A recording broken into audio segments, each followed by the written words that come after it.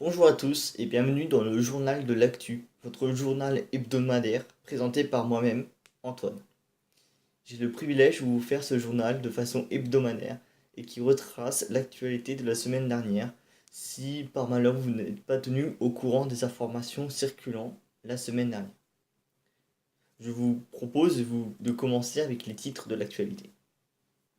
Alors tout d'abord, la Catalogne, qui fait toujours parler d'elle. Ensuite, on parlera des Émirats Arabes Unis, qui ont encore fait parler d'eux, pour leur pognon, comme d'hab. Ensuite, on parlera des actus du monde, du reste du monde. Voilà. On parlera également de l'actu de l'Algérie, car oui, il se passe des choses en Algérie. Ensuite, on parlera de l'actualité de la France, quand même, parce que c'est quand même notre pays, il faut quand même le préciser. Ensuite, on parlera de l'actualité de Trump, qui a fait parler de lui la semaine dernière. Et ensuite, on finira avec le moment que je pense que vous attendez tous, mais qui sera bien sûr à la fin pour faire monter les audiences. Je vais bien, je vais bien, bah, je vais bien sûr parler de la chronique des Kiki. Eh oui, il faut qu'on en parle. Allez, moi, je vous propose tout de suite de passer à l'actu de la Catalogne.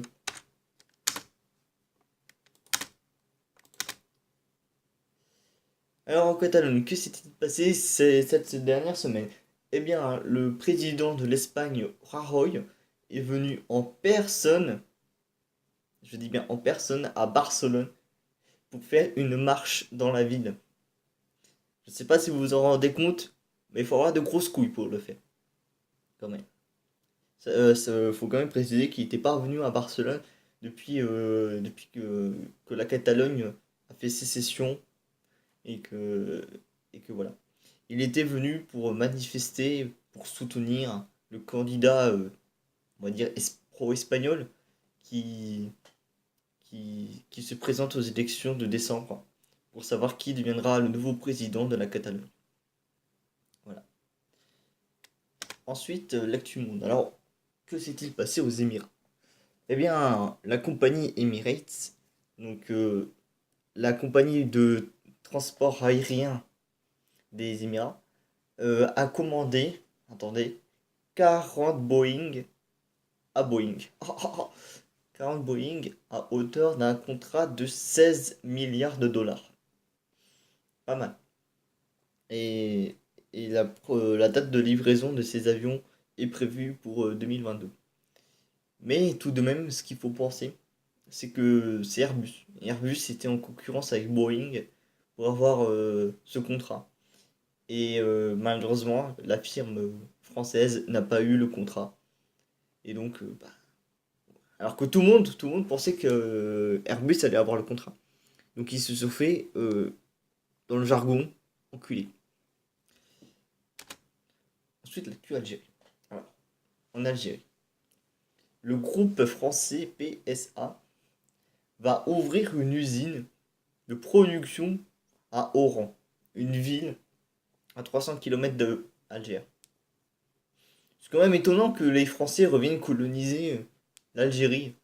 Je pense que ça prévoit un deuxième plan de conquête de l'Algérie afin que l'Algérie redevienne française.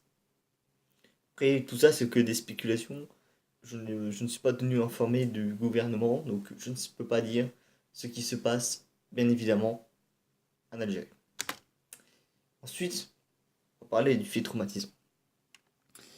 Vous savez, des milliers d'éléphants sont tués chaque année. Mais cette fois-ci, c'est un crime contre l'humanité.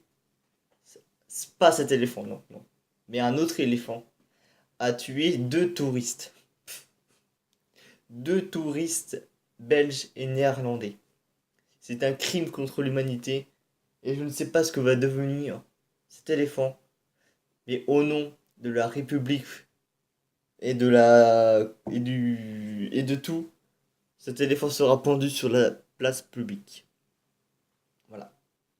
Selon la police qui enquête sur place, les deux touristes voulaient s'approcher un peu trop près de l'éléphant et l'éléphant n'a pas trop aimé et les a piétinés, comme si c'était une mouche. Ce qui au passage est vrai puisque comparé à eux, Nous sommes tout petits. Voilà. Alors ensuite, elle. Je ne vais pas prononcer son nom. Pourquoi? Parce que dans le jargon, on l'appelle El Diablo.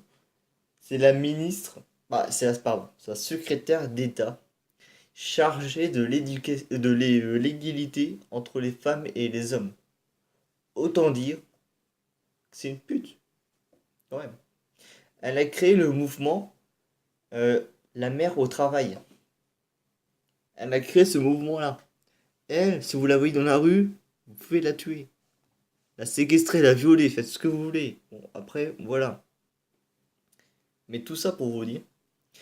Pourquoi on parle d'elle? Eh bien parce que elle a voulu faire une loi qui descend l'âge comment dire, de la majorité de comment ça s'appelle? De dire à quel point les enfants qui sont victimes de viol ne peuvent pas consentir à avoir un rapport sexuel avec un adulte. Je m'explique. Imaginons, vous êtes un pédophile.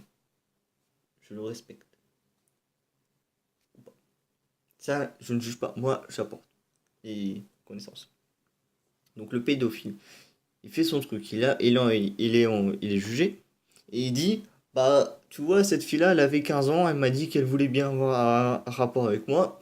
Et c'est fini. Mais avant, c'était 15 ans.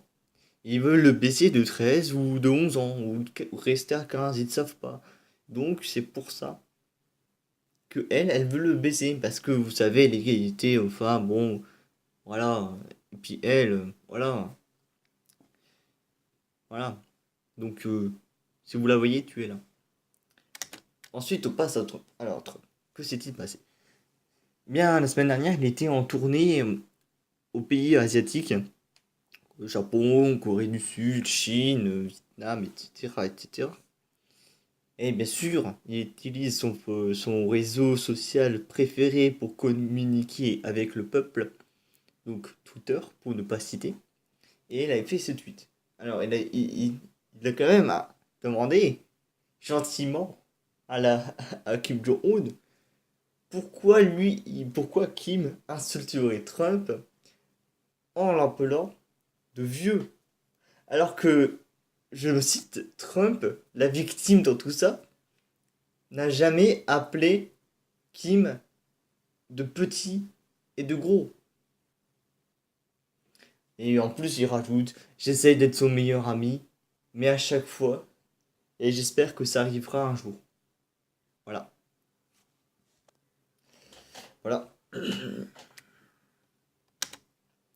Et on va finir avec l'actu de la France, hein, ce qui s'est passé en France.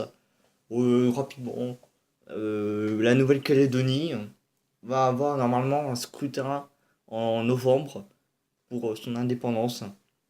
Elle voulait son indépendance depuis 1988, mais ce scrutin a été reporté en 1998. Puis la France a dit fuck you et l'a repoussé jusqu'en 2018. Et normalement, le gouvernement actuel est plutôt favorable à un scrutin pour l'indépendance de la Nouvelle-Calédonie. Il faut tout de même noter qu'un scrutin avait soi-disant été fait et 25% des nouveaux Calédoniens avaient voté oui pour l'indépendance. Donc, selon les premières estimations, il semblerait que le oui l'emporte, mais tout ça, c'est que des statistiques et on ne peut pas prouver à 100% que le référendum sera accepté à la majorité. Puis l'actu des Kiki, tout ça pour vous dire que je parle aussi bien sûr de ma chaîne. J'en profite pour en parler. Mercredi, une nouvelle vidéo. Voilà, une histoire. Je voulais le faire ce week-end, mais j'ai eu un problème. Donc l'histoire arrivera ce week-end. Et normalement, samedi, si tout est bon, une nouvelle série. Voilà. Puis d'histoire, autre chose. En tout cas, moi, j'espère que ce journal vous a plu et que vous avez pu apprendre des choses. Et donc, j'espère que vous reviendrez à la semaine prochaine pour un nouveau journal de l'actu.